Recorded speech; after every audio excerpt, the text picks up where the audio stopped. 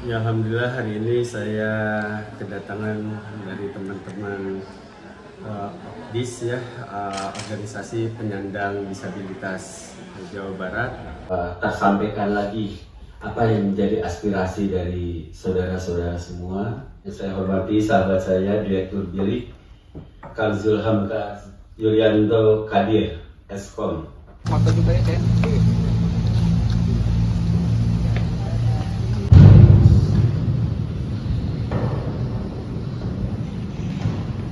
Guys, sekarang Anto lagi di ruang rapat Papandaya. Kembali lagi di channel Busa Buka Suara bareng Anto. Nanti kita kunjungin aja yang itu dari negara, bukan hanya Kami akan perhatikan teman-teman dari disabilitas. Jangan lupa subscribe. Halo, kembali lagi di Busa Buka Suara bareng Anto di episode kesekian ya. Karena ini episode lanjutan saat beraudiensi dengan Pak Wakil Gubernur Jawa Barat, Pak Erwan Setiawan bersama Bilik dan bersama komunitas disabilitas lainnya yang dan saat ini sudah tergabung dalam Forum Komunikasi Disabilitas Jawa Barat. Terima kasih atas atensi dari para penonton online yang telah menonton vlog Buka Suara part pertama sudah mencapai 10.000 penonton.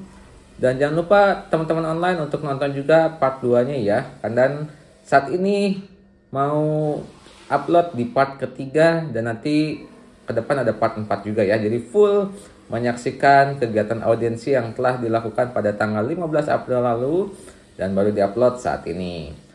Teman-teman online, Buka Suara, jangan lupa untuk di like, comment, and share, tentunya subscribe.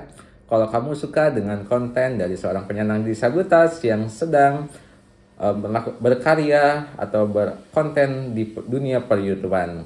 Jangan lupa di like ya, di subscribe juga supaya teman-teman tahu bahwa teman-teman disabilitas itu bisa optimis dan bisa berkarya dan tentunya bisa berkolaborasi dengan pemerintahan Jawa Barat. Pak Deddy Mulyadi dan Pak Erwan Setiawan menepati janjinya untuk berkolaborasi dengan penyandang disabilitas. Sampai sini dulu ya untuk konten di part 3-nya.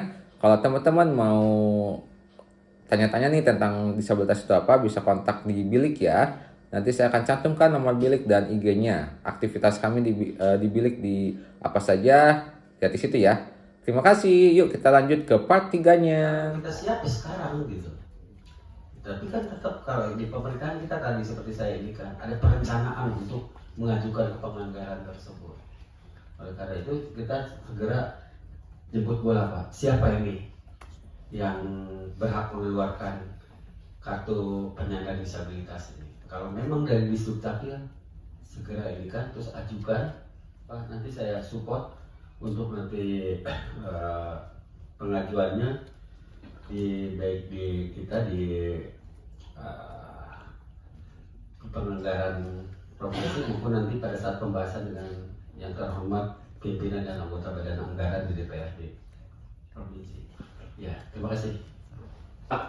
Pada bagiannya biasanya disabilitas ya A, di B kita bakal tertentu. Nah, jadi kalau mendapatkan bagian dari layanan pemerintah itu bakal tidak akan salah lagi. Nah, dengan adanya kartu disabilitas tersebut, KPD ini bisa juga dipergunakan untuk ini Pak, mengakses fasilitas-fasilitas yang khusus untuk disabilitas. Misalnya taruh seperti ada ini apa di BRT atau nanti di MRT ada lift untuk disabilitas. Nah itu bisa diaksesnya oleh mereka yang memiliki kartu disabilitas. Terus saya sudah beberapa tahun yang lalu komunikasi dengan vendor-vendor penyelenggara untuk pembangunan sarana prasarana umum. Bagaimana kalau disabilitas dilengkapi dengan kartu disabilitas? Jadi itu fasilitas tidak akan bisa dibuka atau dipakai oleh non disabilitas karena tidak memiliki kartu. Tapi kalau begitu disabilitas memiliki kartu, dia bisa naik liftnya tersebut, misalnya tinggal tukar tabnya kartunya aja. Nah, dengan kartu disabilitas yang terintegrasi dengan pelayanan pemerintah tersebut insya Allah disabilitas bakal mendapatkan hak-haknya sebagai penerima konsesi yang ada dalam Undang-Undang 8 2016 gitu Pak Wakilnya. Dan juga nanti saya kasih ke depannya Pak, ini bukan hanya kartu disabilitas saja, tapi setelah adanya Perda 2 nomor 2 tahun 2005 itu Jawa Barat sedang merancang ada RAD, rencana aksi daerah penyandang disabilitas, yaitu dengan adanya 7 titik atau 7 prioritas yang utama yang ingin dilakukan, misalnya dari satu pendataan disabilitas, kedua misalnya tempat yang inklusi, ya, sarana prasarana pendidikan, kesehatan dan lain seluruh OPD terkait ya, seluruh dinas terkait untuk membahas ini supaya aksi kita ini betul-betul nyata dan langsung dirasakan oleh teman-teman dari disabilitas. Baik itu tadi yang kartu ataupun yang lainnya. Dan juga untuk masalah bantuan itu nanti kita dilihat juga segala sesuatunya jangan sampai double juga, dari kota kabupaten dapat, dari provinsi juga dapat. Jadi ini kan, dan dari Opdis juga tolong dipersiapkan proposal untuk untuk bansos, hibah bansosnya tersebut seperti apa. Kan nggak bisa kita buntal kadut istilahnya, ya sekian lah kasih bantuan untuk Opdis, tapi untuk apa pergunakan, karena kita juga harus nanti ada pertanggungjawaban. Ini kan uang rakyat yang kita inikan, kita harus bertanggung jawab. Oleh karena itu harus dibuat dulu proposalnya yang jelas, 1 tahun ke depan ini apa yang akan dilaksanakan oleh Opdis, dan kita nanti usulkan gitu. Karena di dalam pemberian hibah bansos itu ada aturan-aturan gitu, ya. Jadi ada informasi juga bahwa itu dikeluarkan oleh Kementerian Sosial, ya. Ada Permensos nomor 2 tahun 2000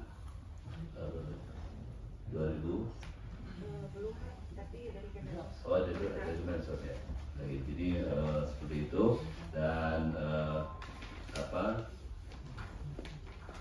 kita mungkin tadi kalau dari sisi administrasi kependudukan, kalau untuk KTP, ya, jadi tadi kita akan coba itu adalah bagaimana, apakah di KTP itu nanti akan ditambahkan elemen data, namanya itu elemen data seperti nama, alamat dan sebagainya itu, ya, itu namanya elemen data. Apakah mungkin dimungkinkan untuk diberikan keterangan khusus gitu di situ, ya kan? Itu rencana jangka pendeknya lah begitu. Secepat mungkin itu, karena itu bisa langsung dikomunikasikan dengan Direktorat Jenderal Dukcapil. Kemudian juga untuk yang mendapatkan itu sama seperti halnya KTP yang lain.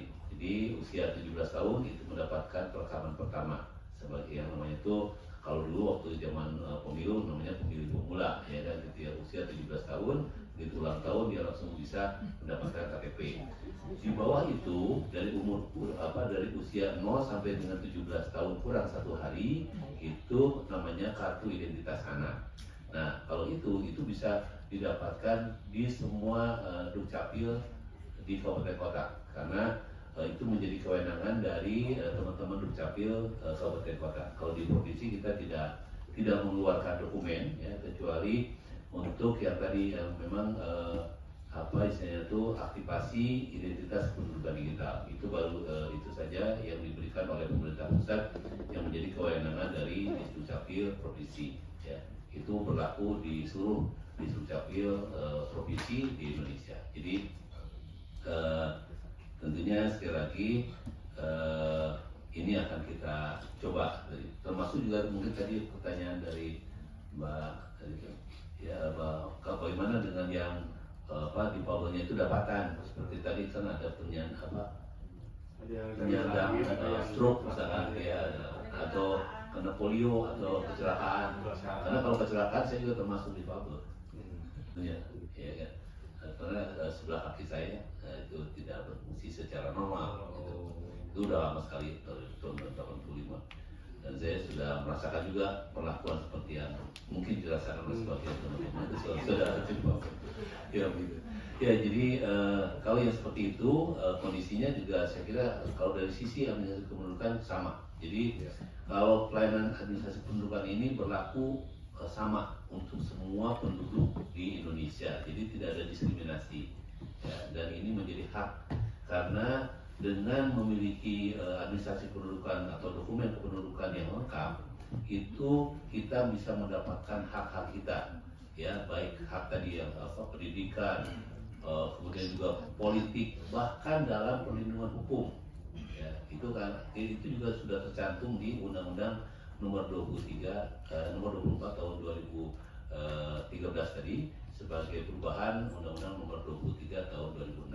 Jadi di situ sudah disebutkan bahwa seluruh penduduk Indonesia wajib ya memiliki nomor induk kependudukan. Nah tadi yang usia 17 ke atas itu harus punya KTP, di bawah itu harus punya kartu identitas anak supaya hak-haknya bisa terpenuhi dalam segala bidang. Terima kasih.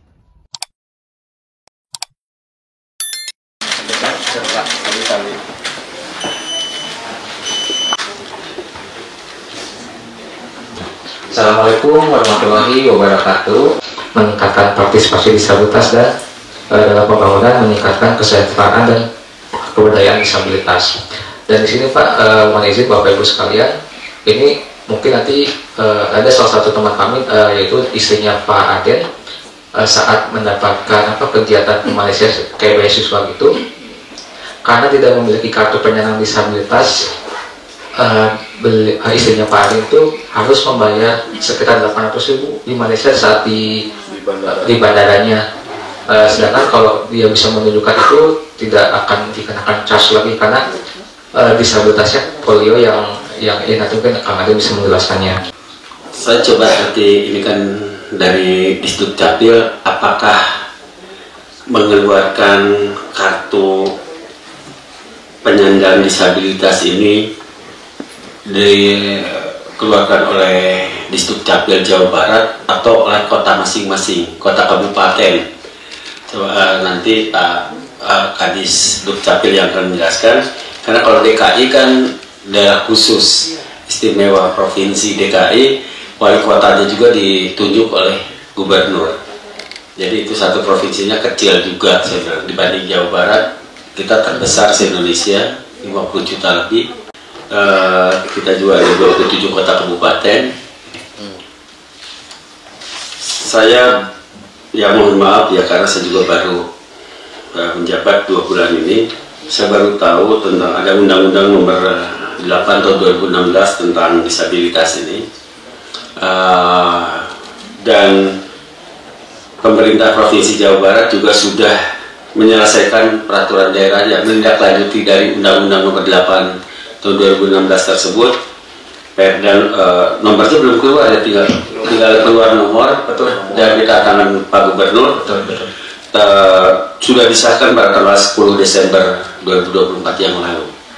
Walaupun ini saya rasa sangat lambat, undang-undang keluar tahun 2016, Perda kita baru selesai akhir 2024, 8 tahun dari undang-undang ke Perda.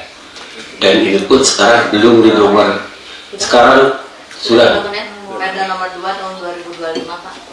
Nah sekarang udah ini ya, nomor 2 tahun 2025. Segera, ini jangan sampai jadi pajangan saja, jadi segera keluarkan pergubnya sebagai implementasi turunannya supaya untuk pelaksanaannya, eksekusinya di tingkat Jawa Barat, dan segera juga koordinasi dengan kota kabupaten supaya mereka juga mengeluarkan perda tentang disabilitas ini. Undang-undang sudah keluar, perda dari Jawa Barat kita sudah sahkan, sekarang kota kabupaten pun harus. Saya menyadari, saya tahu juga ya, memang selama ini banyak sekali perbedaan perlakuan, banyak sekali teman-teman kaum disabilitas ini mendapat perlakuan yang kurang adil. Masa harus ada kepala daerah atau kepala negara dari kaum disabilitas? Kan nggak, iya, kan nggak seperti itu. Justru kita seperti ini harus lebih menyayangi mereka, harus memperjuangkan hak-hak mereka dengan baik. Sekarang undang-undang sudah, perdanya baru kita tetapkan. Walaupun terlambat, gak apa-apa. Yang penting dijalankan dengan sebaik-baiknya. Segera tindak lanjuti dengan Pergub dan koordinasi dengan kota kabupaten. Apa yang menjadi aspirasi dari teman-teman kita disabilitas ini segera laksanakan. Tadi disampaikan jangan hanya butuh pada saat kampanye, baik itu pemilu legislatif, pemilihan presiden, dan juga pemilihan kepala daerah. Setelah itu mereka dilupakan. Lady dan saya, Herman Setiawan, Wakil Gubernur Jawa Barat, kami ingin meningkatkan kesejahteraan para kaum disabilitas di Jawa Barat tanpa memandang status, tanpa melihat dari agamanya, tanpa melihat dari status sosial. Forum Tunanetra Kristiani dan juga dari kaum difabel Kristiani, dari Buddha, dari Hindu dan lain sebagainya, tolong difasilitasi juga. Masalah agama kita hablum minallah, kita dengan Allah. Masalah kita di dunia ini, hablum minanas ini tetap kita harus jalankan dengan baik. Jadi tolong nanti segera disosialisasikan Perda nomor 2 tahun 2025 ini, apa saja isinya, dan juga segera dilaksanakan. Nanti teman-teman dari difabel juga kan belum banyak yang tahu bahwa kita sudah punya Perda nomor 2 tahun 2025, bahkan saya juga baru tahu. Nanti saya, termasuk saya juga, tolong nanti dikirim ke meja saya seperti apa Undang-Undang nomor 8 tahun 2016, terus juga Pergubnya, belum Pergubnya, masih Perda-Perdanya, supaya kita juga segera, ini kan Pergubnya ke Pak Gubernur untuk disahkan, untuk segera dilaksanakan. Ya, kita bukannya, ini memang ya betul, DKI saja yang hanya berapa juta penduduknya, hanya berapa yang disabilitas, susah untuk mendata. Apalagi kami 50 juta lebih penduduk kita. Ini tolong peran aktif juga dari teman-teman organisasi OPD ya, organisasi penyandang disabilitas. Berikan solusi terbaik untuk mereka. Itu kan tanah-tanah pemerintah, digunakan sudah puluhan tahun oleh teman-teman kita dari disabilitas, dan dipakai hal-hal yang negatif. Tapi kenapa mereka harus diusir? Emang nggak ada lahan lain yang akan dipergunakan oleh pemerintah selain harus mengusir mereka? Tolong segera dari kita ya Pak ya, input kita dari pemerintah, apa yang bisa dibantu oleh pemerintah Jawa Barat untuk kaum disabilitas ini. Saya akan berada di barisan terdepan Bapak dan Ibu sekalian untuk membela hak-hak Bapak dan Ibu. Jangan sampai kaum disabilitas ini selalu terdiskriminasi, selalu mendapatkan perlakuan yang berbeda. Itu bisa kita mengadakan atau mengalokasikan anggaran, Pak ya. Kalau data disabilitas tidak terakurat, tidak terdata, maka tidak akan ada anggaran yang benar untuk disabilitas. Nah, makanya dari itu setiap warga negara yang ada di Indonesia, warga disabilitas harus sudah sepatutnya lah, udah ada undang-undangnya, Undang-Undang 8 2016. Saya dulu jadi aktivis ketika ada Undang-Undang 4 97 Pak, ya, sebelum Undang-Undang 8 2016. Namun karena Undang-Undang 4 97 masih berbasis base charity, itu diganti sama Undang-Undang 8 2016 yang equal base. Gitu. Nah, di sini seperti halnya di negara-negara lain, itu warga negara itu memiliki prepaid card. Prepaid card itu yang kita sekarang kartu penyandang disabilitas. Dengan prepaid card tersebut tercantum atau terintegrasi dengan program-program pemerintah. Jadi dalam kartu tersebut bisa terintegrasi dengan menggunakan chip, Pak Beli ya, ada chipnya. Kalau kartu disabilitas ada chipnya lah, di dalam chip tersebut bisa terkoneksi dengan berbagai program layanan pemerintah. Misalnya sekarang program dari Disub, misalnya gratis atau konsesi, karena konsesi sudah ada dalam undang-undangnya. Nah, konsesi bisa diberikan melalui kartu disabilitas tersebut. Jadi semua warga penyandang disabilitas tidak akan ada kekeliruan lagi seperti halnya misalnya pemberian BLT ya yang salah alamat tuh. Nah, kalau di sini dengan kartu disabilitas terintegrasi dengan chip itu akan mutlak pada bagiannya. Misalnya disabilitas ya A, si B, si T bakal tercantum. Kan mencatat semua, terus nanti kita segera rapatkan kembali Pak dengan seluruh OPD terkait ya, seluruh dinas terkait untuk membahas ini supaya aksi kita ini betul-betul nyata dan langsung dirasakan oleh teman-teman dari disabilitas. Baik itu tadi yang kartu ataupun yang lainnya, dan juga untuk masalah bantuan itu nanti kita dilihat juga segala sesuatunya jangan sampai double juga, dari kota kabupaten dapat, dari provinsi juga dapat. Jadi ini kan, dan dari Opdis juga tolong dipersiapkan proposal untuk bansos, hibah bansosnya tersebut seperti apa. Kan nggak bisa kita buntel kadut istilahnya ya, sekianlah penyandang disabilitas ini kita segera akan diperlukan apakah sama seperti kartu tanda penduduk ya, yang 17 tahun seperti apa, yang 0 sampai 17 tahun seperti apa kartunya ya. Nanti kita ini kan diskusikan, bukan diskusikan lagi, udah nggak ada diskusi lagi ya, tapi ini langsung actionnya, seperti apa harus segera dipenuhi. Dan jadi termasuk juga Kang Faisal ya, tolong berikan perlindungan hukum juga, dampingi itu apa yang menjadi keresahan tadi dari Pak Dr.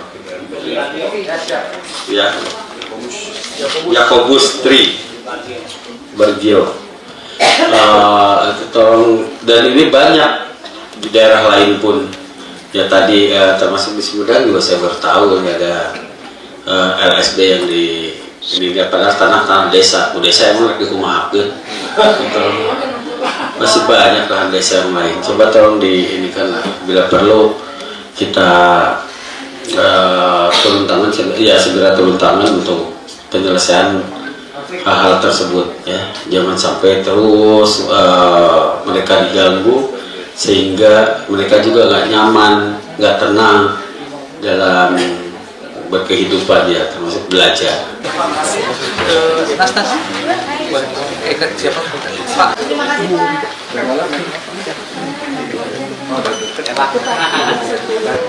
Ya, alhamdulillah hari ini saya